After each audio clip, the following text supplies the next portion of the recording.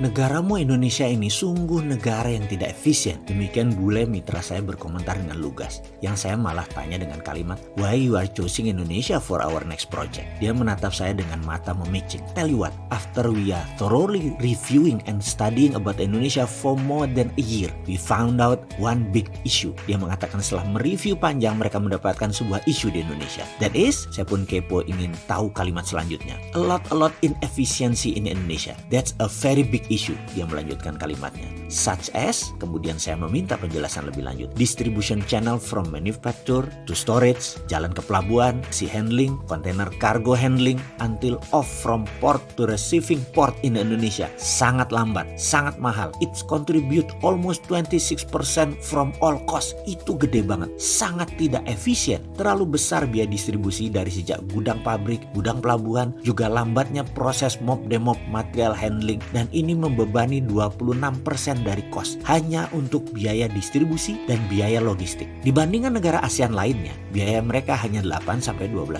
yaitu biaya distribusi dan biaya logistik. Di Indonesia itu buang-buang extra money 14-18% for nothing, gak jadi apa-apa. And saya pun perlu jawaban cepat karena otak saya mulai penuh. That's opportunity in everywhere. Inefficiency is opportunities. Nah, ini kepala saya nggak mudeng. Di mana-mana kalau tidak efisien justru dianggap sebagai masalah. Nah, dia melihatnya kok lain ya. Go on, please enlighten me. Saya butuh pencerahan selanjutnya. Tell you what, if you go to Europe now, all are very efficient, all are fixed, and we don't have much to move. Saya membayangkan kalimatnya yang menjelaskan di sebuah negara yang semuanya efisien membuat sulit kita bergerak, marginnya terukur. Katanya kemudian, dalam negara yang tidak efisien, kalau kita bisa efisien saja, kira 1-5%, itu sudah langsung money in our pocket. Buat uang tidak harus dari jualan, tapi menjadi efisien saja sudah buat uang, dan melakukan efisiensi jauh lebih mudah daripada jualan. So, if Indonesia now efficient country, all place are in order, I don't think I would invest in Indonesia. Saya pun berhenti bertanya dan berkata dalam hati, itulah mengapa dia memaksa kami menggarap lahan di Kaltara. Dia melihat peluang di tanah kuning Kaltara yang sampai sekarang saya belum lihat di mana peluangnya.